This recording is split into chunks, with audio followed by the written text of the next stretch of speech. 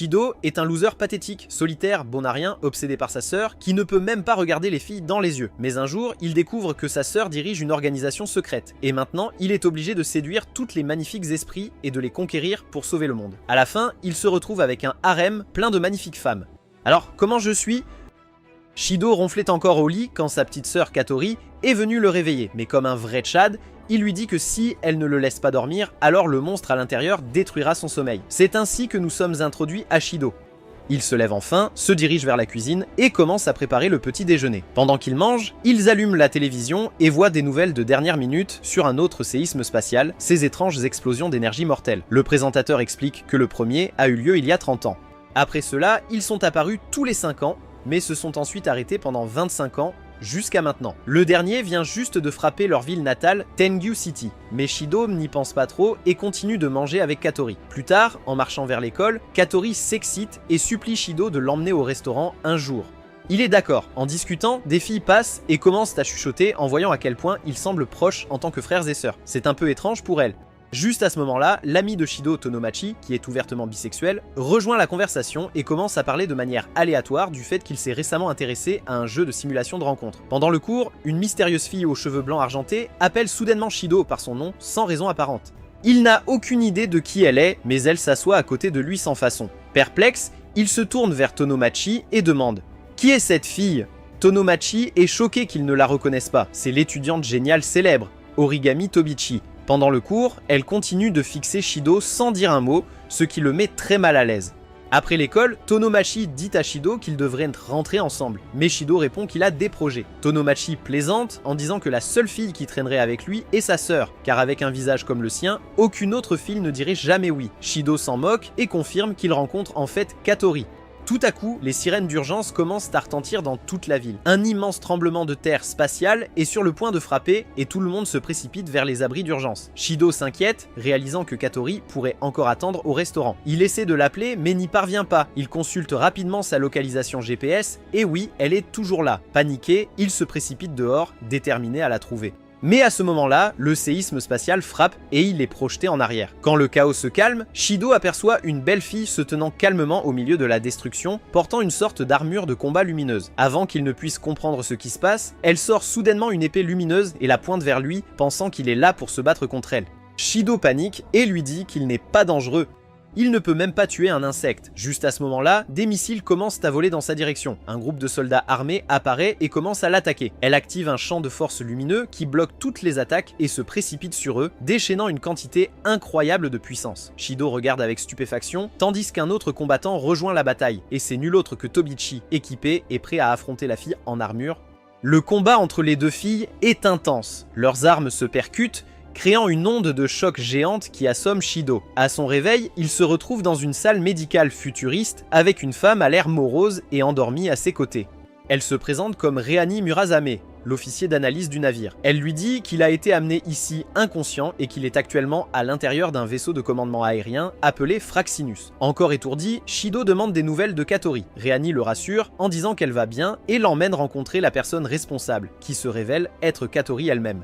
Mais elle est totalement différente maintenant, habillée en uniforme militaire et agissant comme la patronne. Shido est complètement déconcerté. Katori l'accueille avec des involtures à Ratatosker, l'organisation secrète qu'elle dirige. Katori explique que la fille en armure qu'il a vue pendant le tremblement de terre n'est pas humaine. Elle s'appelle un esprit, une entité puissante d'une autre dimension.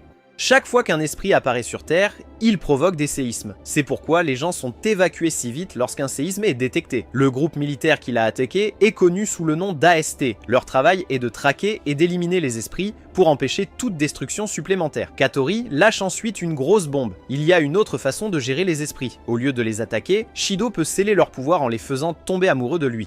Oui, c'est la mission. Il doit avoir des rendez-vous romantiques avec ces êtres super puissants et il commence son entraînement dès le lendemain. Le jour suivant, Shido est emmené dans une salle privée et présenté à un jeu de simulation de rencontre conçu pour l'entraîner à flirter.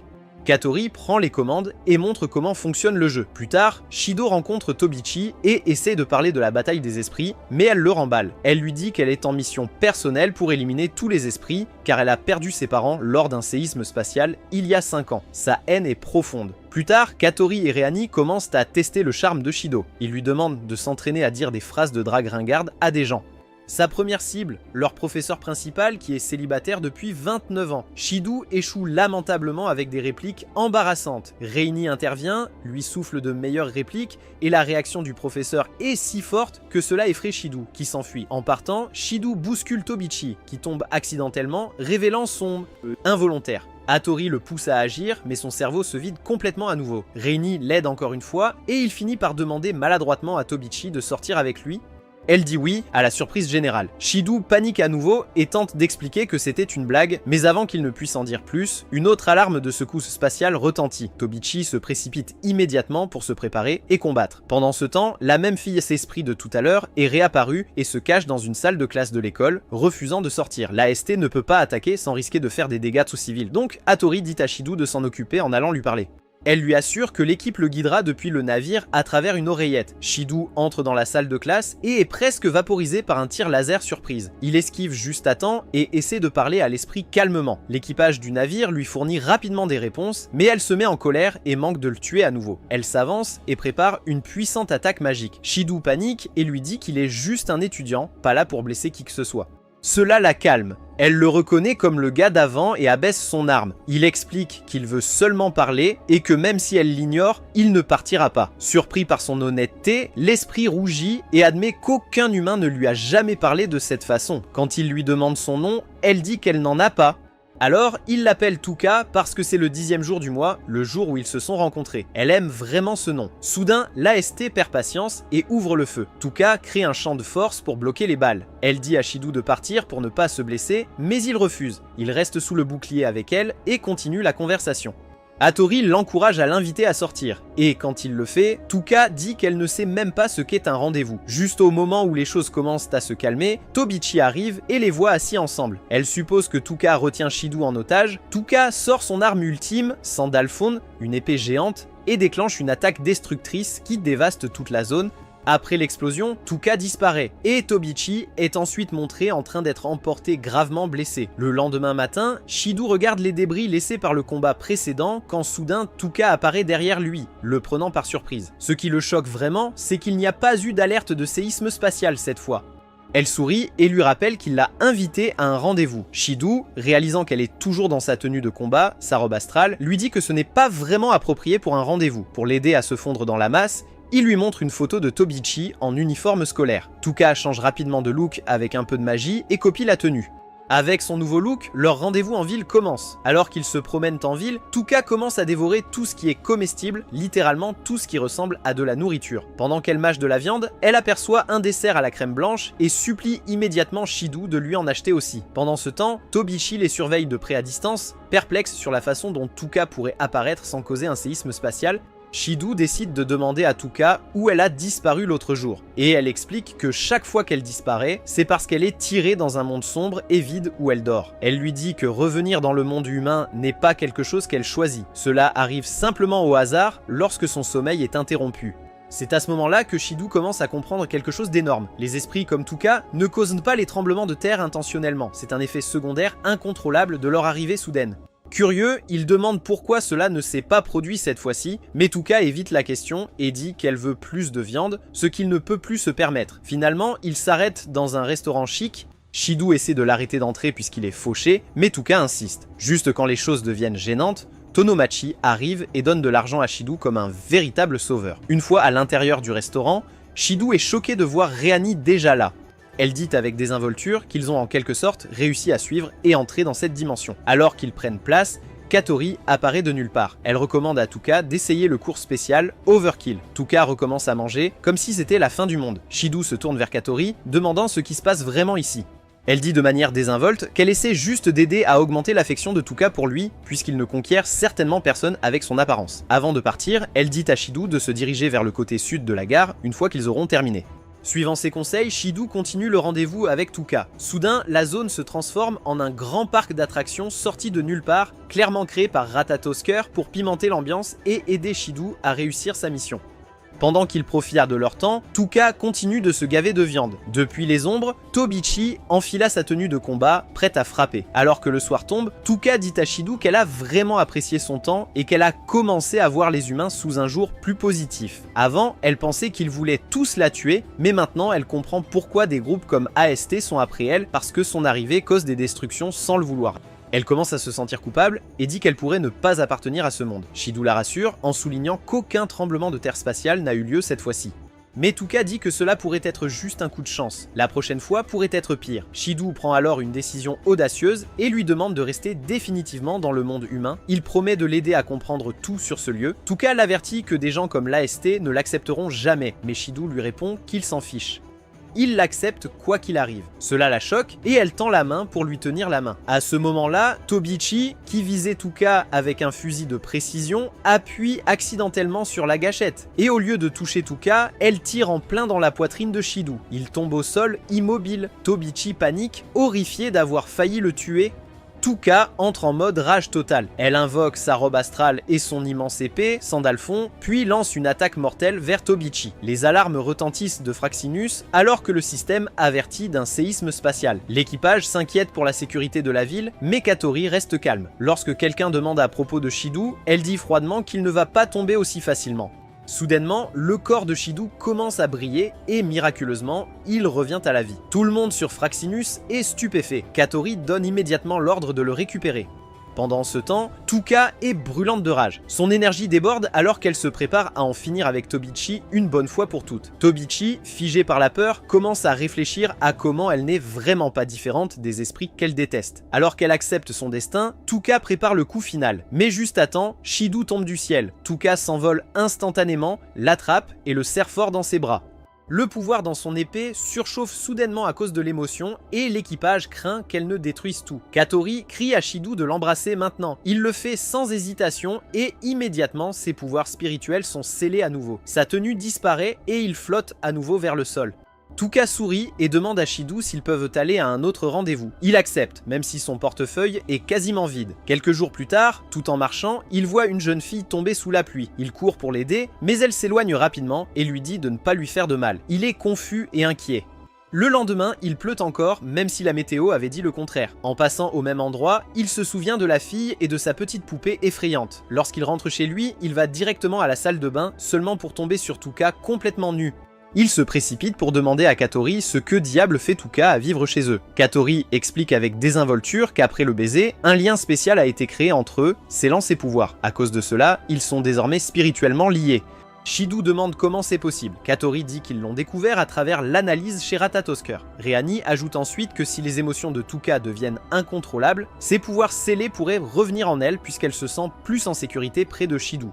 Il est préférable pour elle de rester avec eux pour le moment, jusqu'à ce qu'un foyer approprié pour les esprits soit construit. Katori mentionne également que cela donne à Shido plus d'occasions de s'entraîner à gérer d'autres esprits, ce qui le fait se demander pourquoi il doit s'occuper de plus de filles après avoir scellé les pouvoirs de Tuka. Elle révèle qu'il y a encore d'autres esprits qui ont besoin de son talent spécial. Elle organise une série d'exercices d'entraînement pour aider Shido à se rapprocher de Tuka. Mais à chaque erreur de sa part, Tuka s'énerve et le frappe pour son comportement déplacé. Le lendemain, Mana et Tobichi se disputent encore une fois à propos de Shido comme d'habitude. Soudainement, une nouvelle alerte de séisme spatial apparaît et tout le monde est évacué. Tobichi se prépare au combat. Pendant ce temps, Ren dit à Shido que les pouvoirs de Tuka sont scellés, donc elle est pratiquement inutile au combat maintenant et ne devrait pas être exposée au danger. Il confie Tuka à leur professeur et se précipite vers Fraxinus. Là, il découvre que l'esprit actuellement attaqué est la même fille aux cheveux bleus que Shido a vue il y a quelques jours, Yoshino. Déterminé à la sauver, il s'équipe et entre dans le bâtiment où Yoshino se cache. Elle est silencieuse, mais sa marionnette fait toute la conversation, ce qui le met mal à l'aise. Katori avertit Shido que l'humeur de Yoshino s'effondre rapidement. Il essaie de lui remonter le moral en lui proposant un rendez-vous, mais elle pense qu'il parle littéralement de dates sur un calendrier. Pendant ce temps, Tuka apprend de certains membres d'équipage bavards que Shido est en danger et se précipite immédiatement pour le retrouver. Yoshino se tient en hauteur, essayant de garder son équilibre comme si elle était au cirque. Shido essaie de la faire descendre, mais elle glisse et tombe accidentellement en l'embrassant. Tuka voit cela de loin et perd la tête, demandant à Shido si c'était pour ça qu'il était venu. Il est sans voix. Katori l'avertit que les pouvoirs scellés de Tuka se réveillent. Furieuse, Tuka commence à crier comme une petite amie réprimandante. La marionnette de Yoshino l'insulte même, disant que Shido doit être fatigué d'elle et veut quelqu'un de nouveau. Tuka attrape la marionnette et menace de la faire taire définitivement. Yoshino se précipite pour la récupérer, mais Tuka refuse et exige que Shido choisisse entre elle et Yoshino. Katori avertit que l'état mental de Yoshino se détériore. Shido essaie de calmer Tuka et lui dit de rendre la marionnette, mais cela ne fait que l'irriter davantage. Elle pense qu'il choisit Yoshino. Soudainement, Yoshino invoque sa puissante créature de glace, Zadkiel, qui commence à attaquer. Shido protège Tuka du chaos, mais Yoshino s'échappe en chevauchant sa bête de glace tandis qu'Ast tire sur elle. Elle parvient à s'échapper. De retour au bâtiment, Shido essaie de réconforter Tuka, mais elle le repousse en pensant qu'il préfère clairement Yoshino maintenant. Après tout ce qui s'est passé, Tuka se sentait vraiment déprimée et s'est complètement fermée à Shido. Elle l'évitait complètement, refusant de lui parler.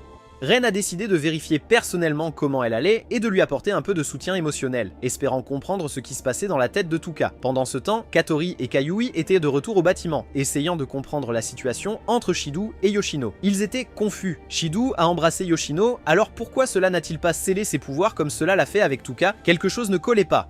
En même temps, Shido se promenait dehors sous la pluie quand nous avons aperçu Yoshino. Elle cherchait partout sa marionnette qu'elle avait perdue en s'échappant d'Ast. Voulant aider, il est allé l'assister.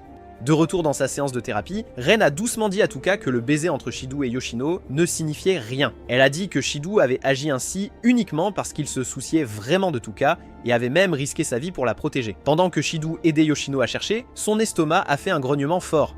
Se sentant désolé pour elle, il l'a invitée à rentrer chez lui pour un repas. Après qu'elle ait mangé, il lui a demandé pourquoi elle ne s'était pas simplement enfuie quand Ast l'a attaquée. Yoshino a expliqué calmement qu'elle déteste la douleur et les choses effrayantes comme tout le monde. Mais quand elle a peur, elle perd le contrôle et finit par blesser les gens sans le vouloir. C'est pourquoi elle compte tellement sur sa marionnette. Cela la calme quand les choses deviennent trop intenses. Shido a doucement tapoté sa tête et a promis de l'aider à trouver la marionnette. Puis il a ajouté qu'elle n'en aurait plus besoin car il serait celui qui la protégerait désormais.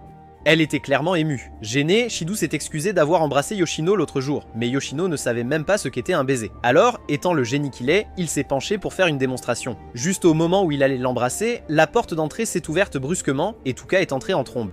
Elle était venue s'excuser pour la façon dont elle l'avait traité, mais s'est figée lorsqu'elle les a vus dans une position très suspecte. Bouillonnant de jalousie, elle est partie sans dire un mot, et plus tard, elle a déchargé toute sa frustration sur son pauvre oreiller innocent. Plus tard, Shido a appris que la marionnette manquante de Yoshino avait été localisée chez Tobichi. Il s'est précipité chez elle et a sonné à la porte. Elle l'a laissé entrer et lui a offert un thé au mauvais aspect avant de disparaître dans la salle de bain. Pendant son absence, Shido a profité de l'occasion pour se faufiler chez elle comme un véritable voleur jusqu'à ce qu'il trouve finalement la marionnette.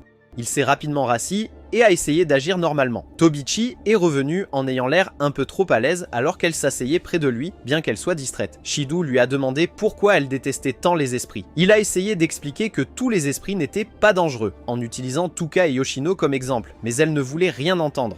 Elle a dit qu'un esprit avait emporté ses parents il y a 5 ans, et peu importe ce que disait quiconque, elle ne pouvait pas leur pardonner. Shido a expliqué que les pouvoirs de Tuka étaient désormais scellés, donc elle ne causerait plus de dégâts. Pourtant, Tobichi a dit que personne ne pouvait garantir que les choses ne tourneraient pas mal à nouveau.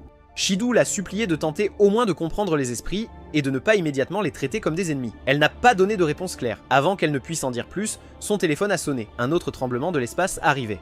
Elle se leva prête à partir, mais Shido demanda rapidement « Si un esprit a perdu ses pouvoirs, l'attaqueriez-vous toujours ?» Elle fit une pause pendant une seconde et dit que bien qu'elle puisse en avoir envie, la décision finale ne lui appartenait pas. Cela dépendait de ses supérieurs. Pendant ce temps, Ast rattrapa Yoshino et recommença à attaquer.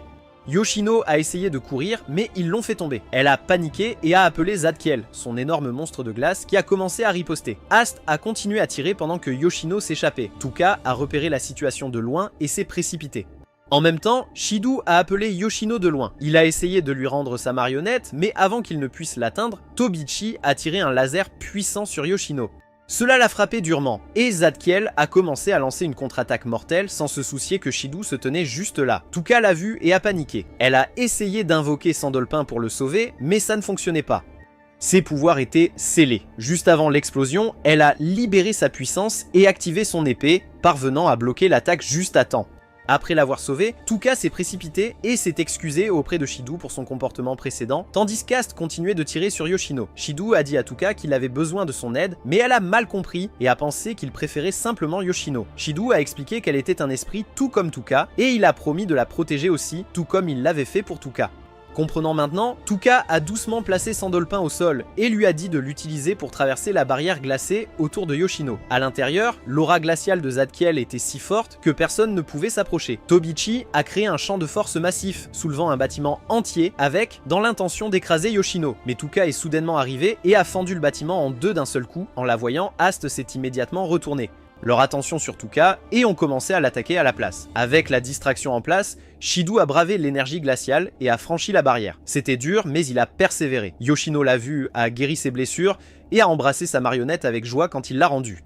Il a expliqué qu'il devait l'embrasser pour la sauver, et tandis qu'il essayait maladroitement de le dire à haute voix, Yoshino a rougi et l'a embrassé en premier. Le baiser a scellé ses pouvoirs, vaporisé sa tenue spirituelle, et le ciel s'est dégagé.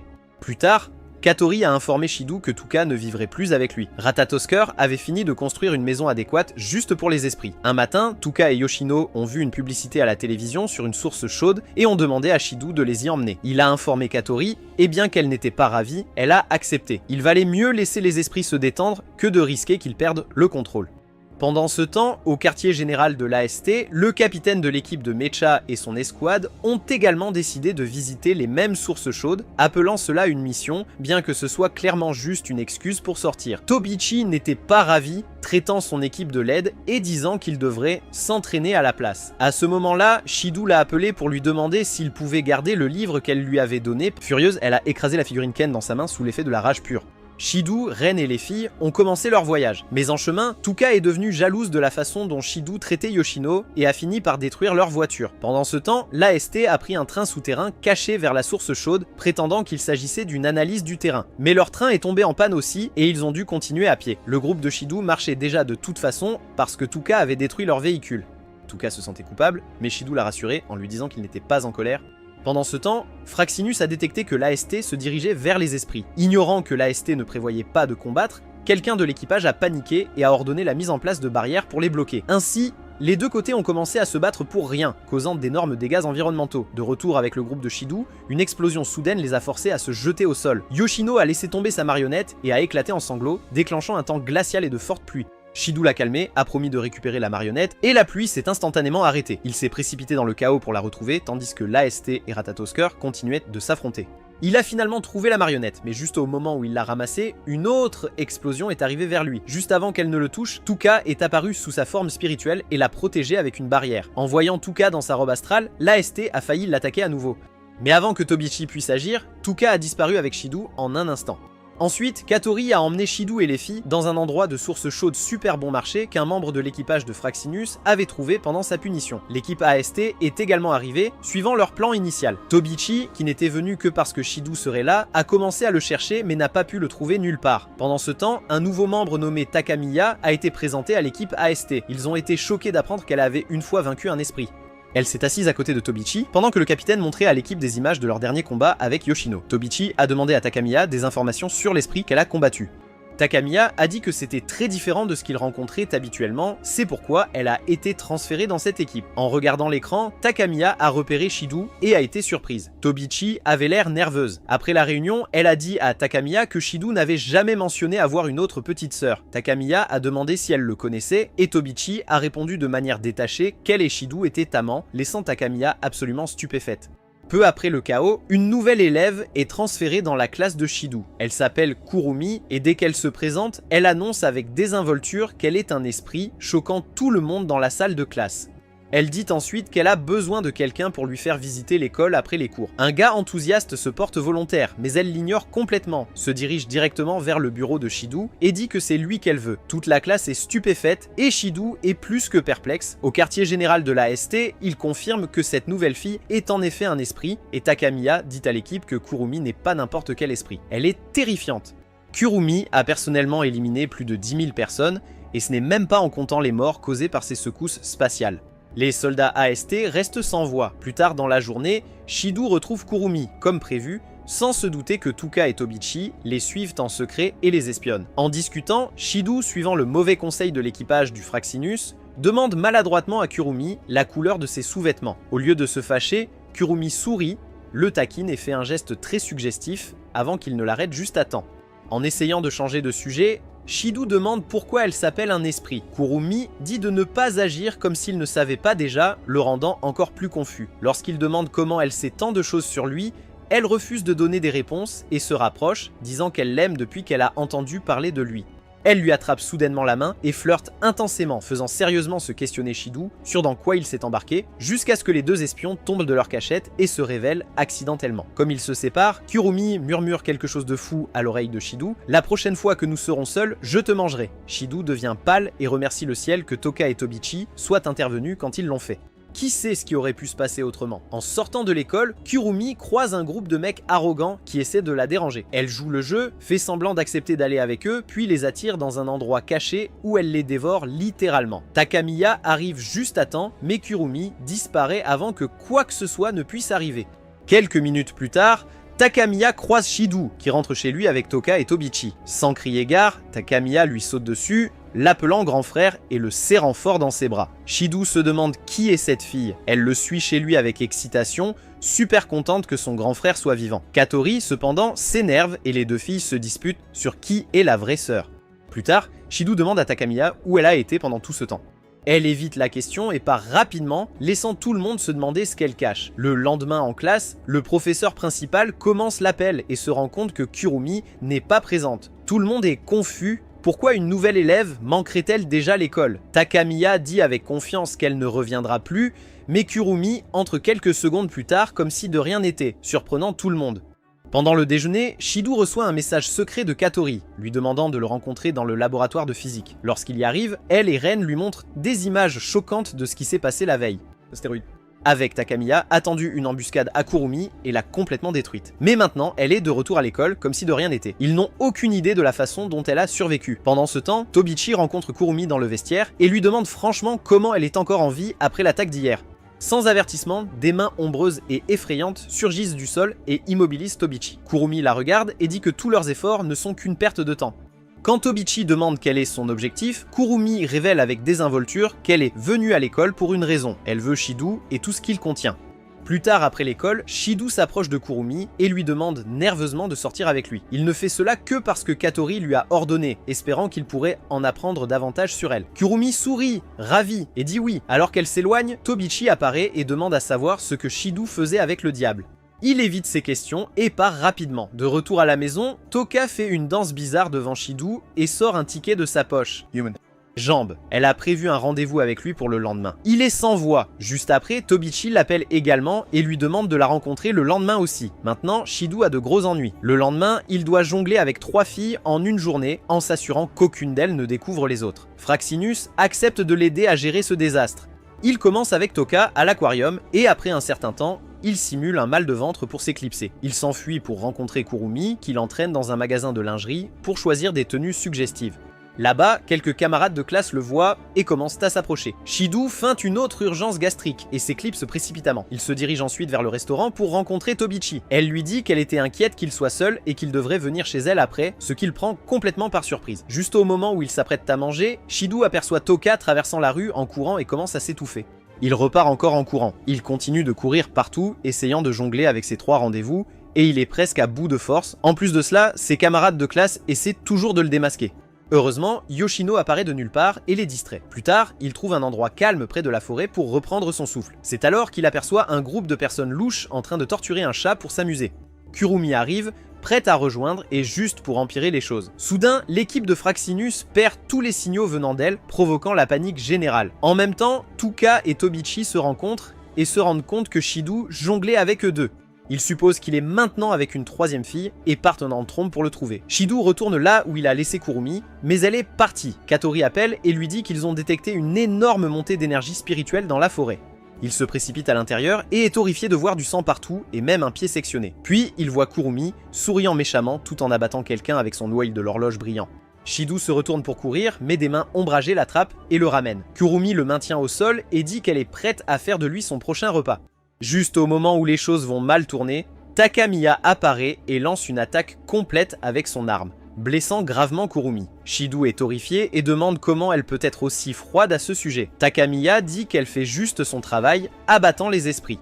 Elle ajoute que Kurumi est un type rare qui continue de revenir à la vie, peu importe combien de fois elle est tuée, c'est pourquoi elle doit continuer à la traquer. Même quand Shido essaie de défendre Kurumi, Takamiya le fait taire et le piège dans une barrière. Plus tard dans la soirée, Tuka emmène Shido pour sortir et pendant leur moment ensemble, il partage ses doutes sur Kurumi. Il veut l'empêcher de blesser qui que ce soit d'autre, mais il ne sait pas comment l'aborder. Tuka lui dit calmement que Kurumi est toujours un esprit, tout comme elle et Yoshino. Elle dit que la seule différence est que quelqu'un s'est soucié d'elle alors que personne n'a fait de même pour Kurumi. Si Shido ne l'avait pas contactée, elle aurait pu finir comme Kurumi. Inspiré par ces mots, le lendemain Shido rencontre Kurumi et lui dit qu'il veut la sauver. Elle ne réagit pas émotionnellement. À la place, elle se rend au toit de l'école et provoque un incident sanglant pour voir si Shido est vraiment prêt à l'aider. Les caméras autour de l'école sont éclaboussées de sang, les élèves s'effondrent et le chaos éclate. Pendant ce temps, Takamiya entre en trombe dans le bureau de Katori, furieux qu'elle continue d'envoyer Shido dans des situations dangereuses sans renfort. Elle dit à Katori qu'elle prend désormais l'entière responsabilité de lui. Katori rit et dit qu'elle ne laisserait jamais Shido entre les mains d'une entreprise corrompue comme de Sex Machina. Takamiya est choquée que Katori connaisse ses liens avec eux. Katori révèle qu'elle sait que Takamiya a été transférée de leur unité. Takamiya admet qu'elle doit tout à cette entreprise et qu'elle ne peut pas les abandonner. Mais Katori lâche une autre bombe. Fraxinus a analysé la salive de Takamiya et a découvert que l'entreprise lui avait injecté d'énormes quantités d'énergie spirituelle, réduisant son espérance de vie à seulement 10 ans. Takamiya est sans voix, elle ne l'a jamais su. Avant qu'ils puissent en dire plus, ils reçoivent tous deux un appel. Quelque chose de terrible se passe à l'école, ils se précipitent immédiatement pour y faire face. Pendant que le chaos éclatait sur le toit, Shido remarqua quelque chose d'étrange. Tuka et Yoshino se tordaient de douleur, complètement dépassés, tandis qu'ils semblaient parfaitement bien. Confus, il a demandé à Ren ce qui se passait et elle a expliqué que les pouvoirs spirituels de Tuka et Yoshino étaient actuellement scellés en lui. C'est pourquoi il réagissait et pas lui. Soudainement, la voix de Kurumi a résonné d'en haut. Elle l'appelait à monter sur le toit s'il avait quelque chose à lui dire. Sans hésitation, Shido est parti. Tobichi, quant à elle, a activé son équipement mécanique et s'est également dirigée vers le haut. Mais avant qu'elle ne puisse atteindre le toit, l'une des clones inquiétants de Kurumi lui bloqua le passage. En bas, Tuka réalisa que Shido marchait vers un danger sérieux, alors elle se força à débloquer ses pouvoirs scellés. Mais juste au moment où elle le fit, une autre version de Kurumi la sauta dessus et l'attaqua. Sur le toit, Shido se retrouva enfin face à Kurumi, qui se tenait calmement au milieu d'une barrière magique. Il lui a demandé ce qu'elle faisait donc, et elle a expliqué que c'était un piège spécial appelé le château mange-temps. Il drainait le temps de tout ce qui entrait dans son ombre. Elle lui a aussi montré l'horloge lumineuse dans son œil gauche, en disant que cela suivait la durée de vie qui lui restait. Utiliser la magie lui coûtait du temps, alors pour se recharger, elle le volait aux autres. Kurumi lui a alors expliqué la véritable raison de sa venue en ville. Elle le voulait, et pas de manière romantique, elle voulait littéralement consommer son temps en le dévorant. Shido s'est offert à elle tant qu'elle promettait de laisser les autres tranquilles, mais elle lui a dit qu'elle n'était pas intéressée à moins qu'il ne retire toutes les bêtises qu'il avait dites plus tôt sur le fait d'essayer de la sauver. Shido la supplia d'arrêter la barrière, mais insista en disant qu'il croyait toujours qu'elle pouvait être sauvée. Cela l'a juste mise en colère. Dans sa rage, elle a déclenché un tremblement de terre spatial complet. Les alarmes retentirent à travers Fraxinus. Reni informa rapidement Shido que l'état mental de Kurumi changeait. Elle avait peur, pas en colère. Réalisant cela, Shido monta sur la rambarde et menaça de se jeter du bâtiment si elle voulait vraiment le manger. Kurumi lui a dit d'arrêter d'agir ainsi, mais Shido a soudainement sauté. Choqué, Kurumi a plongé et l'a attrapé en plein vol avant qu'il ne touche le sol. Alors qu'elle le tenait, il lui a dit qu'il préférait mourir plutôt que de renoncer à elle et a exigé qu'elle efface le sang qui avait taché le... Elle a claqué des doigts et il a disparu instantanément. Shido a alors commencé à essayer de la raisonner, lui disant qu'elle n'avait pas besoin de vivre qu'ainsi. Comme si elle commençait à écouter, elle a lentement tendu la main vers la sienne. Mais juste à ce moment-là, l'un de ses clones la poignarda dans le dos et absorba son corps en lui-même. Shido fut attrapé dans les bras du clone qui commença à tendre la main vers lui. Mais Takamiya fit irruption, trancha la main et sauta pour le protéger. Kurumi, maintenant sous forme de clone, invoqua un pistolet sur mesure et une horloge. Avec un seul coup, elle remonta le temps, fit repousser son bras blessé et réapparut instantanément derrière Takamiya pour la frapper à nouveau. Tuka et Tobichi sont arrivés sur le toit. Mais avant qu'ils ne puissent t'aider, Kurumi a invoqué une armée de ses clones. Elle a expliqué à Takamiya que peu importe combien de fois elle était vaincue, elle ne pouvait jamais mourir parce qu'elle existait dans d'innombrables versions, chacune provenant d'une chronologie différente. Elle les a ensuite tous les deux maîtrisés et a déclenché un autre énorme tremblement spatial. Mais Katori s'est soudainement téléportée, l'arrêtant avec une puissante onde d'énergie à elle, maintenant habillée dans sa propre tenue d'esprit, choquant tout le monde. Elle a invoqué son arme, prête pour la bataille. Une énorme bagarre a éclaté. Katori s'est affrontée avec Kurumi dans un échange féroce. Juste au moment où Katori semblait prendre le dessus, Kurumi a figé le temps, appelé tous ses clones et déclenché une tempête d'attaque. Elle s'est ensuite approchée de Katori et a tiré une balle dans son crâne, la renversant. Kurumi a commencé à rire, pensant avoir gagné. Mais juste devant elle, les blessures de Katori se sont guéries et elle s'est relevée comme si de rien n'était.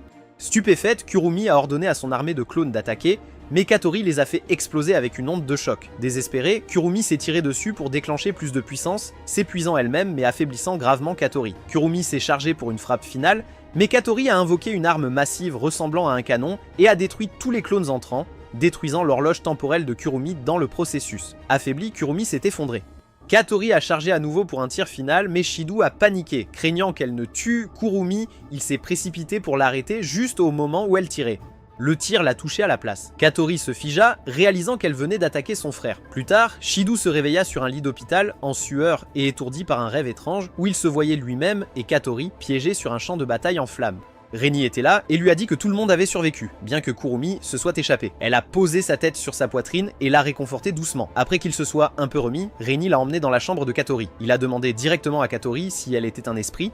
Elle a répondu qu'elle était humaine, bien que les données disaient le contraire. Elle a expliqué qu'elle était née humaine, mais il y a environ 5 ans, elle a d'une certaine manière acquis les pouvoirs d'un esprit. Shido se souvenait de son rêve et lui en a parlé, et elle a été surprise de voir à quel point cela semblait exact. Quand il a demandé comment elle avait obtenu ses pouvoirs, elle a dit que ses souvenirs étaient flous, ils ont supposé que quelqu'un devait les avoir effacés. Il a demandé comment elle avait réussi à garder ses pouvoirs sous contrôle aussi longtemps. Kotori a dit que c'était grâce à lui. C'était lui qui avait scellé ses pouvoirs il y a 5 ans, bien qu'aucun d'eux ne se souvienne de l'avoir fait. C'est pourquoi Ratatosker l'a choisi pour sceller d'autres esprits. Shido a demandé pourquoi il avait des pouvoirs de guérison, et Kotori a expliqué que c'était à cause de son énergie spirituelle à l'intérieur de lui. Elle l'a ensuite frappé dans le ventre et a dit qu'il avait failli mourir plus tôt. Si elle n'était pas sortie de son mode berserk, elle aurait pu l'achever. Il a demandé si ses pouvoirs reviendraient à lui comme avec Toka et Yoshino.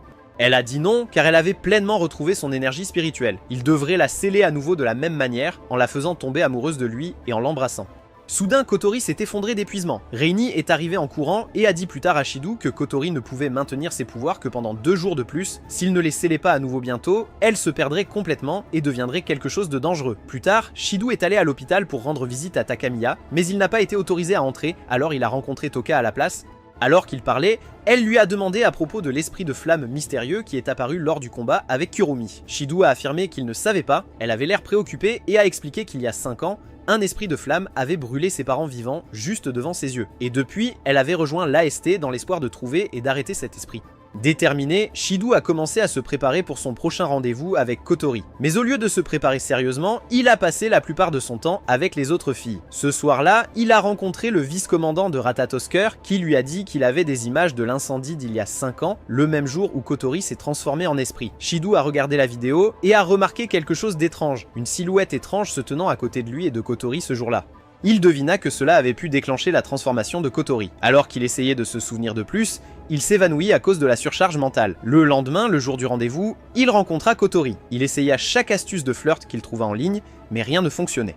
Il a paniqué, se rendant compte que si les choses continuaient ainsi, il ne pourrait jamais la sauver. Plus tard, Kotori s'est éloigné un peu et Shido s'est éclipsé pour parler avec Fraxinus de nouvelles techniques de drague. En faisant cela, il a aperçu Reini s'occupant de Kotori qui semblait souffrir. Curieux, Shido s'est caché à proximité et a entendu leur conversation.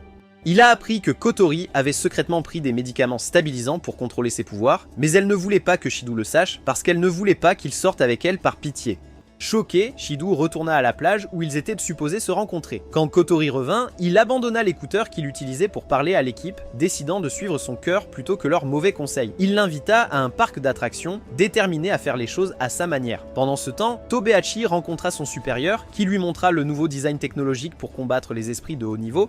Tobehachi a demandé si cela pouvait vaincre l'esprit mystérieux de flamme des images d'il y a 5 ans. Son supérieur avait l'air confus et a dit que cet esprit ressemblait beaucoup à quelqu'un qu'ils avaient vu récemment. Tobehachi a exigé de voir les images et a été stupéfaite quand elle a vu que l'esprit de flamme était en fait Kotori. De retour au parc d'attractions, Shido et Kotori ont passé du bon temps ensemble, riant et se liant. Après un moment, ils se sont assis pour discuter. Kotori, visiblement d'humeur, regarda Shido, s'attendant à ce qu'il l'embrasse enfin. Entre-temps, le supérieur de Tobehachi reçut un rapport inquiétant. Certaines des technologies anti-esprit les plus récentes avaient disparu, ainsi que plusieurs autres armes classifiées. Dès qu'elle a vu les détails, elle s'est souvenue que Tobehachi avait récemment demandé si ce nouvel équipement pourrait abattre l'esprit des flammes. C'est alors qu'elle a compris. Tobehachi a dû voler l'équipement pour affronter Kotori toute seule. Shido, toujours confus à propos de tout, a essayé de demander à Kotori ce qui s'était vraiment passé il y a 5 ans.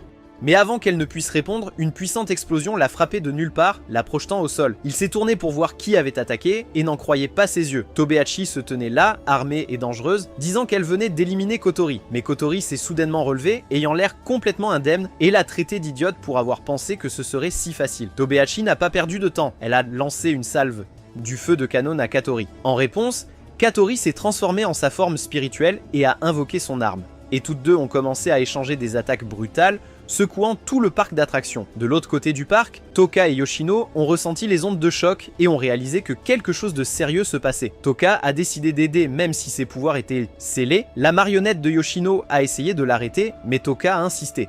Shido risquait tout pour Katori et elle devait faire de même. Elle s'est préparée et Yoshino l'a suivie. De retour dans le combat, Katori tenait bon, mais son énergie s'épuisait rapidement. Tobichi a profité de l'occasion et l'a piégé avec des cordes d'énergie avant de préparer un énorme tir de canon. Katori l'a à peine bloqué avec sa dernière once de force. Mais au lieu de reculer, elle a chargé Tobichi et a commencé à endommager ses armes, démontant des parties de son équipement. Katori, se perdant dans la rage, est devenue complètement incontrôlable. Shido lui a crié d'arrêter, mais elle l'a ignoré et a invoqué un tir final. Juste au moment où elle s'apprêtait à frapper, Tobichi a crié que c'était exactement comme ses parents étaient morts, brûlée par un esprit comme Katori il y a 5 ans. Cela a stoppé Katori dans son élan et elle s'est effondrée sous le choc. Tobichi a chargé un autre tir, mais Katori a réussi à le bloquer à nouveau. Shido s'est précipité entre eux et a supplié Tobichi d'arrêter. Elle a refusé, disant que c'était sa mission depuis 5 ans. Il a demandé si elle essayait de détruire l'esprit de la flamme ou juste sa sœur. Confuse, elle lui a dit que Katori était l'esprit de la flamme. Elle s'est préparée à tirer à nouveau. À ce moment-là, Toka et Yoshino sont entrés en scène, distrayant Tobichi juste assez longtemps pour que Shido saisisse Katori et s'enfuit. Pendant que les autres se battaient, Shido a avoué ses sentiments à Katori, la mettant dans l'embarras. Elle a également admis ses sentiments et les deux se sont embrassés, scellant ainsi ses pouvoirs spirituels, guérissant les blessures de Shido et mettant fin à la menace. Ensuite, Shido s'est tournée vers Tobichi et a dit que si elle voulait vraiment combattre l'esprit des flammes, elle visait la mauvaise personne. Ce pouvoir vivait désormais en lui.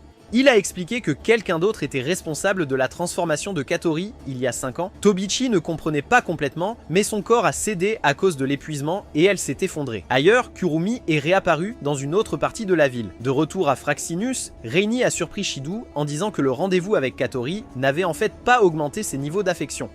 Ils étaient déjà à fond, Shido était stupéfait. Katori est devenu rouge de honte et lui a donné un coup de pied au visage, accusant la machine à donner d'être cassée. Une fois les choses calmées, Katori a dit à l'équipage que ses souvenirs de l'incident d'il y a 5 ans lui revenaient lentement. Mais comme il ne pouvait pas écarter l'idée que leurs souvenirs avaient été effacés, elle a dit qu'il devait commencer à écrire tout ce dont il se souvenait, juste au cas où. En partant, Katori a demandé à Shido si ce qu'il avait dit pendant leur baiser était vraiment vrai. Il a répondu que c'était vrai, sauf la partie sur le fait de l'aimer comme une vraie petite amie. Il le pensait dans un sens de sœur. Furieuse, Katori est partie en trombe. Quelques semaines plus tard, Shido s'est réveillé à cause d'une énorme explosion. En courant à travers la maison comme un personnage d'anime, il a trouvé Toka en train de pleurer toutes les larmes de son corps. Elle avait renversé du jus sur ses notes importantes et était convaincue qu'il la détesterait pour toujours. Avec ses émotions qui tourbillonnaient, elle a failli déclencher une mini secousse spatiale. Shido, en utilisant son mode calme au maximum, a essayé de la calmer. Mais ensuite, il a entendu quelqu'un d'autre crier depuis la salle de bain. Il est entré et a vu que tout était gelé. Yoshino était en serviette, pointant du doigt sa marionnette dans la baignoire. Elle s'était noyée et elle a accidentellement gelé toute la pièce en panique. Shido a sorti la marionnette et la maison est lentement revenue à une température normale. Pendant ce temps, Tobichi se tenait devant un groupe d'officiers qui allaient décider sa punition pour tout ce qu'elle avait fait. Mais avant qu'il ne puisse dire quoi que ce soit, un homme aux cheveux argentés et au sourire suffisant nommé Westcott est apparu et a interrompu. Toute l'ambiance a changé. De retour à la maison, Toka et Yoshino écoutaient secrètement Shido et Katori se disputer comme des frères et sœurs. Katori était agacé par Shido qui dormait tout le temps. Et Shido a répondu qu'il avait en fait des responsabilités scolaires. En préparant le petit déjeuner, il a plaisanté en disant que c'était un repas pour ses 2 petites amies. Pendant ce temps, 2 filles amères du AS parlaient mal de la suspension de Tobichi. Ils ont dit qu'elle avait eu de la chance qu'ils ne l'ont pas expulsée complètement et qu'ils ne comprenaient pas pourquoi quelqu'un de Deus Ex Machina, alias DEM, était intervenu pour la protéger. Juste au moment où Shido allait prendre le petit déjeuner avec ses filles, il a reçu un message de Tobichi. Elle l'attendait devant chez lui et à en juger par son ton, elle voulait clairement quelque chose de physique. Il est parti immédiatement. Avant qu'il ne puisse sortir discrètement, Tuka lui a demandé de l'emmener à la place. Quand il a dit qu'il le ferait plus tard, elle et Yoshino se sont assises pour regarder un drame romantique sur un homme qui quitte sa femme, quelque chose qui reflétait leur propre relation chaotique. Dehors, Shido a trouvé Tobichi étrangement caché derrière un lampadaire. Elle a agi comme s'il l'avait invité, même s'il n'avait aucune idée de ce dont elle parlait. Elle a insisté pour qu'ils parlent en privé et l'a entraîné dans des toilettes publiques. Shido a paniqué quand Tobichi a fait quelque chose de suspect, soulevant sa jupe et le faisant paniquer. Elle l'a taquiné en disant qu'elle voulait lui montrer son vrai moi, mais il n'en avait rien à faire. Finalement, Shido lui a dit la vraie raison de sa venue, pour parler du jour où elle a presque tué sa sœur. Il a essayé de la convaincre que Yatori n'était pas l'esprit qui avait ruiné sa vie et l'a supplié de le croire. Après quelques échanges obstinés, Tobichi a finalement dit qu'elle lui faisait confiance. Elle l'a même remercié de ne pas l'avoir dénoncé pour tentative de meurtre. En sortant, elle lui a demandé au hasard s'il était vraiment humain. De retour chez elle, Tuka était déterminée à jouer la parfaite femme au foyer et a décidé de nettoyer la chambre de Shido. En rangeant, elle a trouvé une valise qui ressemblait à celle de son drama préféré. Une valise qui signifie généralement que quelqu'un part. Paniquée, elle a couru à travers la maison à sa recherche et l'a finalement trouvé dans les toilettes des femmes avec Tobichi. Le cœur brisé, Tuka s'est effondrée devant eux, pensant qu'elle était sur le point d'être larguée. À travers ses larmes, elle a demandé pourquoi il choisirait quelqu'un comme Tobichi plutôt qu'elle, quelqu'un qui s'effondre émotionnellement toutes les 5 minutes. Shido l'a poursuivi. Quand il l'a trouvé, elle l'a accusé de préférer Tobichi. C'est alors que Yatori a appelé et l'a averti que l'état émotionnel de Tuka se détériorait et pire, ses pouvoirs spirituels revenaient lentement. Rini a ajouté que si le lien entre elle et Shido s'affaiblissait complètement, un nouveau séisme spatial pourrait éclater. Pour éviter cela, Yatori a dit à Shido de faire ce qu'il fait toujours, de l'emmener à un rendez-vous et de reconstruire la connexion. Samuka onahotori sosuinicha utia ontraukia. Osue pemitsi sosunka onfu kungsa ondaulis dits simisi piawikus sures sinun kami bidin tausite omichu edus chi si ninjuka limbus inchukeni bunka odisi. Tout s'était calmé maintenant, et Tuka est rentrée chez elle en souriant et en mangeant joyeusement son pain. Plus tard, Shido a préparé une valise pour aider Tobichi à acheter des affaires pour leur voyage scolaire, comme il l'avait promis. Mais quand Tuka l'a vue avec une valise, elle a paniqué. Cela lui rappelait quelqu'un qui partait pour toujours. Alors, elle l'a suivi en secret. À la gare, elle l'a vu avec Tobichi et a pensé qu'il l'a laissé derrière. Paniquée, elle a utilisé ses pouvoirs, a attrapé la valise de Shido et s'est enfuie. Comme les pouvoirs spirituels de Tuka étaient désormais incontrôlables, toute la ville a été mise en alerte. Shido l'a poursuivi et l'a finalement trouvé dans le parc. Il a tout expliqué, qu'il ne s'enfuyait pas, juste qu'il allait faire les courses. Mais ses pouvoirs devenaient incontrôlables et elle l'a entendu accidentellement. De retour sur Fraxinus, Reini a dit à tout le monde que Tuka avait atteint la zone de danger. Son énergie spirituelle pouvait tout détruire, y compris elle-même. Mais Yatori a dit à l'équipage de ne pas agir. Elle faisait confiance à son frère pour régler ça. Shido n'a pas abandonné. Même s'il souffrait, il embrassa Tuka. Cela la calma et scella à nouveau ses pouvoirs. Ailleurs, Westcott reçut un rapport d'Hélène, son assistante. Elle avait retrouvé l'esprit appelé Princesse, la même qui avait disparu il y a 3 mois de Tengu City. Elle allait maintenant à l'école à Raisin High sous le nom d'Itsuka Tuka. Westcott était intéressé et voulait creuser davantage. À l'école, tout le monde se préparait à partir pour le voyage.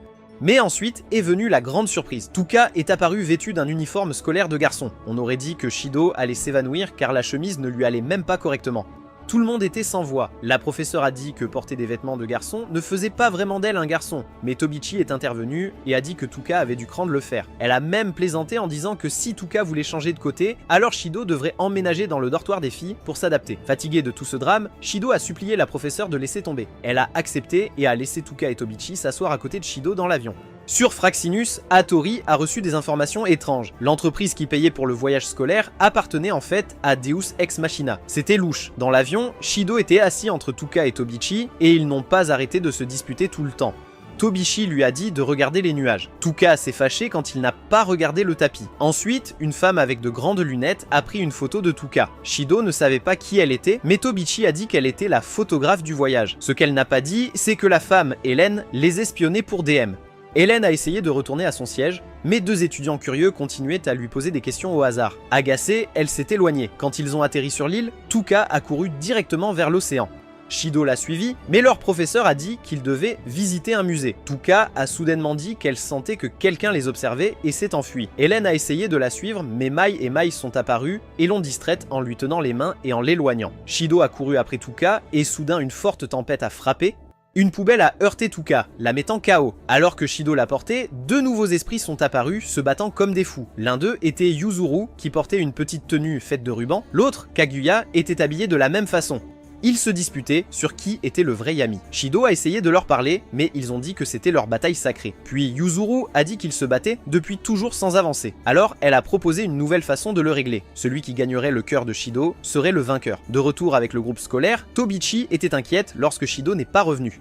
Elle était sur le point de partir à sa recherche quand elle l'a vu revenir avec les deux nouvelles filles et une Tuka inconsciente. En voyant que les nouvelles filles ont des courbes plus généreuses, la jalousie de Tobichi a explosé. À l'école, leur professeur, Tami, a ajouté Yuzuru et Kaguya à la classe de Shido. Les filles sont rapidement devenues obsédées par lui, se battant toujours pour attirer son attention. Elles ont même révélé qu'elles étaient autrefois un seul esprit, mais qu'elles s'étaient divisées en deux. Leur objectif était de voir qui méritait d'exister quand elles se réuniraient en un seul être. Shido était dépassé. Il est allé à la piscine pour trouver la paix, mais les deux filles l'ont suivi et sont entrées dans l'eau. Kaguya a dit à Yuzuru d'essayer de le séduire en premier, mais Yuzuru savait que c'était un piège et a refusé. Elles ont recommencé à se disputer sur qui avait la plus grosse poitrine. Shido leur a demandé de se calmer, mais alors la porte s'est ouverte et Tuka est entrée en portant son maillot de bain. Elle a sauté dans la piscine et a vu Shido entouré par les jumelles. Il a rapidement expliqué qu'il l'avait trompée, mais ensuite, toutes les autres filles de la classe ont couru dans la piscine et Shido a dû nager pour s'éloigner tout en se couvrant. Tuka l'a aidé à se cacher derrière un rocher pour qu'il puisse s'échapper. Mais juste au moment où il a essayé de sortir, il a glissé et est retombé dans l'eau glacée. Pendant ce temps, Hélène a contacté son vaisseau et leur a dit de préparer une unité appelée Bandersnatch, juste au cas où les choses tourneraient mal. De retour au complexe, Yuzuru et Kaguya n'avaient pas fini. Ils ont pénétré dans la chambre de Shido tard dans la nuit, essayant tous les deux de le séduire. Shido était assis là, complètement embarrassé, se demandant pourquoi les filles se disputaient toujours à son sujet. En même temps, Tuka et Tobichi se disputaient pour savoir qui s'occuperait de Shido. Leur dispute est devenue plus bruyante jusqu'à ce que Mai et Mai leur disent de régler ça correctement. Alors que le groupe se dirigeait vers la chambre de Shido, Hélène a ordonné aux soldats Bandersnatch d'entourer la zone. Mais quand Hélène a essayé de jeter un coup d'œil, un oreiller l'a frappé au visage, la révélant. Mai et Mai l'ont remarqué instantanément. À l'intérieur de la pièce, Shido a supplié les jumeaux d'arrêter de le traiter comme un prix. Dehors, leur professeur, Tami, a remarqué le bruit nocturne et s'est dirigé vers la porte de Shido. Juste au moment où elle est arrivée, un Shido complètement nu a essayé de sortir discrètement, mais il a glissé et est tombé face la première sur elle, exposant tout. Au-dessus de l'île Erubi, James Paddington et son équipe surveillaient de près le complexe. Lorsqu'il n'a reçu aucune nouvelle d'Hélène, il a immédiatement ordonné à ses hommes de retirer les 3 unités Bandersnatch. Le lendemain, Shido attendait sur la plage Yuzuru et Kaguya. Il suivait le plan de Reini, espérant trouver un moyen de régler les choses pacifiquement. Reini a suggéré que si les deux filles avaient la possibilité d'essayer de gagner son cœur, elles pourraient suivre ses conseils pendant le processus, ce qui leur donnerait un peu de contrôle sur la situation. Shido était d'accord, pensant que si elles se rapprochaient toutes deux de lui, ils pourraient avoir une chance de sceller leur pouvoir. Reini l'a averti, cependant, parce que les jumelles étaient si compétitives, énerver l'une d'elles pourrait faire craquer l'autre. Pourtant, elle croyait que c'était peut-être leur meilleure chance. Shido avait promis qu'il ferait tout pour les sauver. Après que Reini ait raccroché, les jumelles sont arrivées en maillot de bain. Shido leur a dit qu'elles étaient magnifiques et elles lui ont aussitôt demandé de leur appliquer de la crème solaire. Cela a bien sûr provoqué une autre dispute idiote, chacun clamant qu'il avait la meilleure peau. Le cerveau de Shido était sur le point de craquer avec toute cette peau qu'il voyait, alors il a décidé de mettre de la lotion sur les deux en même temps. Pendant ce temps, Hélène continuait de suivre les mouvements de Tuka, mais avant qu'elle ne puisse faire quoi que ce soit, elle s'est retrouvée piégée dans un piège de sable tendu par Mai et Mio. Elles l'ont enterrée juste à côté de Tonomachi, qui a dit à Hélène de ne pas flirter avec lui, car il avait déjà une copine en ligne. Plus tard, Tuka et Tobichi ont rejoint Shido, Kaguya et Yuzuru à la plage. Shido a remarqué quelque chose d'étrange. Les jumelles semblaient déjà proches des deux filles. Kaguya a dit qu'elle avait fait de Tuka son professeur et Yuzuru avait pris des conseils de Tobichi, qui était désormais sa mentor. Tobichi a demandé ce qu'ils faisaient tous à la plage. Shido avait du mal à répondre jusqu'à ce que Reini arrive et dise qu'ils étaient là pour jouer au volleyball. Shido l'a mise de côté et a demandé pourquoi elle était venue sans prévenir. Elle a dit que le plan devait changer une fois que Tuka et Tobichi se sont joints. Le match a commencé, Reini a mis Shido avec les jumeaux, tandis que Tuka et Tobichi étaient dans l'autre équipe. Shido s'inquiétait qu'aucun d'entre eux ne puisse coopérer. Kaguya et Yuzuru se disputaient toujours, et Tuka et Tobichi n'étaient pas vraiment amis non plus. Mais Reini avait un plan secret. Au début, les jumelles ne pouvaient pas travailler ensemble, et Tuka et Tobichi prenaient facilement la tête.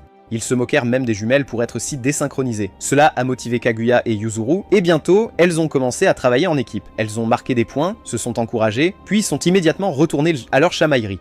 Plus tard, derrière une petite cabane, Shidou a de nouveau rencontré Reni et lui a demandé si ce plan allait vraiment fonctionner. Reni n'était plus si sûr. Juste à ce moment-là, Kaguya est apparu et a demandé nerveusement à parler seul avec Shidou. Reni a été surpris. Ce n'était pas prévu dans la stratégie, Kaguya a essayé de rester calme, mais quand Shidou la regarda gentiment, elle s'est énervée et a rougi. Ensuite, elle lui a dit quelque chose de surprenant. Elle voulait qu'il choisisse Yuzuru à sa place. Peu après, Yuzuru est également venu parler à Shidou et lui a dit de choisir Kaguya à la place. Sans savoir ce que l'autre avait dit, les deux filles ont demandé à Shidou de choisir leur jumelle. Ils ne se souciaient plus de gagner, ils voulaient juste que l'autre vive heureux. Choqué, Shidou a demandé si l'un d'eux disparaîtrait vraiment s'il choisissait l'autre. Ils ont confirmé. Kaguya a dit que c'était la raison pour laquelle elle avait commencé la bataille de charme. Yuzuru a admis qu'elle n'avait accepté le défi que parce qu'elle voulait que Kaguya soit heureuse. Elles ont toutes deux dit que l'autre était plus mignonne et méritait de vivre. Puis ils lui ont donné un avertissement. S'il ne choisissait pas l'un d'eux, il détruirait toute l'île. Cette nuit-là, Shidou a tout raconté à Tuka. Mais pendant qu'il parlait, Kaguya et Yuzuru l'ont entendu, ce qui a déclenché une nouvelle dispute entre eux. Ailleurs, Tobichi est sortie de l'hôtel à la recherche de Shidou, mais elle est tombée sur un Bandersnatch solitaire. Avant qu'il ne puisse attaquer, Reini est apparue et a demandé ce qu'elle faisait là. Tobichi a hésité une seconde et le robot s'est lancé sur eux. De retour sur le Fraxinus, Kanazuki a pris une décision audacieuse. Il a lancé une unité spéciale appelée Folium et a désactivé l'invisibilité du vaisseau, révélant leur position. Le vaisseau a rapidement disparu à nouveau, mais pas avant que Paddington ne le reconnaisse comme l'aéronef de Ratatoskr. Il a immédiatement ordonné à son équipage de se préparer pour la bataille. Pendant ce temps, la dispute entre Kaguya et Yuzuru est devenue plus intense. Tous deux étaient en colère l'un contre l'autre pour être si altruistes, ils ont décidé d'y mettre un terme une fois pour toutes avec un duel final. Le dernier sur le terrain serait le vainqueur. Ils se sont affrontés durement dans une bataille féroce. Shidou a essayé de leur crier dessus pour qu'ils arrêtent, mais ils n'ont pas écouté. En même temps, Fraxinus était sous une lourde attaque. Kanazuki, pour une raison inexplicable, tremblait d'excitation. En voyant cela, Shiizaki a contacté Yuzuru pour lui demander s'il avait une idée. Réalisant que quelque chose n'allait pas, Katori a exigé de savoir ce qui se passait. Shiizaki a finalement expliqué que le dirigeable était attaqué et qu'il pourrait ne pas tenir. Malgré la gravité de la situation, Katori est resté calme et a dit à son équipe que tout irait bien tant qu'il suivait exactement les ordres de Kanazuki. Sur l'île de Rubai, le combat entre les esprits jumeaux, Kaguya et Yuzuru, était toujours en cours. Shidou regardait d'en bas et ne comprenait pas pourquoi ils se battaient si fort alors qu'il était évident qu'ils tenaient vraiment l'un à l'autre. Soudain, Tuka l'arrêta et dit qu'elle sentait quelque chose à proximité. Ils regardèrent vers la forêt et virent des lumières brillantes, puis entendirent une voix qu'ils connaissaient. C'était Hélène. Elle est sortie de l'ombre et a dit qu'elle attendait le moment parfait pour affronter Tuka seule. Mais quand elle a repéré les jumeaux, elle a figé pendant une seconde et les a appelés par leur nom de code spirituel. Berserk. Confus, Shidou a demandé qui était vraiment Hélène et si elle travaillait pour Ast. Mais elle l'a nié. Puis elle a donné un signal au robot Bandersnatch leur ordonnant de saisir Tuka. Mais avant qu'ils ne puissent l'atteindre, Tuka les a abattus avec son arme spirituelle, Sandalpun. Hélène avait maintenant la preuve que Tuka était définitivement l'esprit connu sous le nom de princesse. Calmement, elle demanda à Tuka de venir avec elle. Tuka refusa et leva son épée vers Hélène. Shidou se précipita et la supplia de ne pas attaquer une personne sans défense. Mais Tuka resta ferme. Elle dit qu'Hélène avait une aura étrange et dangereuse, encore pire que celle des soldats d'Ast. Juste après cela, Hélène a enfilé sa tenue de combat et a dit qu'elle affronterait Tuka elle-même. Pas de renfort, juste elle. Sans perdre de temps, Tuka a foncé avec Sandalpun. Les deux se sont affrontés dans les airs, se déplaçant rapidement et avec force. Hélène a bloqué quelques coups et a traité Tuka de faible. Elle a brisé la garde de Tuka et a fracassé son épée en voyant Tuka s'effondrer au sol. Inquiet, Shidou a essayé de courir vers elle, mais les unités Bandersnatch lui ont bloqué le passage. Hélène leur a dit de capturer Tuka et de l'emmener. Shidou, frustré et impuissant, a soudainement crié son nom et quelque chose de fou s'est produit. Tous les robots Bandersnatch ont explosé. Sandalpun est apparu dans sa main, tout comme cela s'était produit avec Tuka plus tôt. Hélène et Shidou étaient tous deux choqués. D'une manière ou d'une autre, il avait invoqué l'ange de Tuka. Pendant ce temps, Fraxinus et le vaisseau ennemi, Arbatel, continuaient de se battre au-dessus comme s'il s'agissait d'une véritable guerre. Hélène sourit à Shidou et lui dit qu'elle l'emmènerait aussi. Elle ordonna aux robots restants de le capturer, même s'il devait le blesser gravement. Shidou tenta de riposter, mais était en sous-nombre. Tuka regardait sans pouvoir aider dans son état de faiblesse.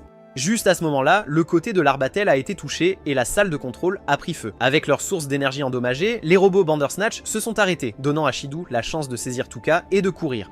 Hélène a essayé de les poursuivre, mais elle est tombée dans un piège, un trou préparé par Mai et Mei. Les robots Bandersnatch se sont accidentellement empilés sur elle alors qu'elle s'évanouissait. Se demandant qui avait préparé le piège, de retour sur le navire, Arbatel a perdu la communication avec Hélène et n'a eu d'autre choix que de battre en retraite. Shidou et Tuka sont retournés à la plage, mais les jumelles se battaient toujours. Shidou a crié pour qu'ils s'arrêtent, mais ils n'ont pas écouté. Ne sachant pas quoi faire d'autre, il a invoqué Sandalphon et l'a agité. Tuka lui a rappelé que l'ange ne fonctionne que lorsque la volonté de l'utilisateur est forte. Elle a mis sa main sur la sienne et l'a aidé à se guider. Shidou a pris une profonde inspiration, s'est concentré sur son objectif et a balancé l'épée. Une explosion de puissance a jailli, traversant la tempête que les jumeaux avaient co-créée et attirant finalement leur attention. Shidou leur a dit qu'il avait un moyen d'aider. Il pouvait sceller leur pouvoir spirituel pour qu'ils puissent vivre sans disparaître. Au début, les jumelles ne lui faisaient pas confiance parce que, eh bien c'est un gars. Mais quand elles ont imaginé à quoi pourrait ressembler la vie, elles ont accepté de tenter le coup. Juste à ce moment-là, le vaisseau Arbatel est revenu, survolant le ciel. Paddington était déterminé à capturer Tuka et les jumelles. Les jumelles se sont regardées et ont hoché la tête. Ensemble, elles ont invoqué leurs anges et ont combiné leurs pouvoirs en un arc et une flèche massif. Si tu as aimé cette vidéo, n'oublie pas de laisser un like et de t'abonner pour ne rater aucune vidéo sympa. À la prochaine!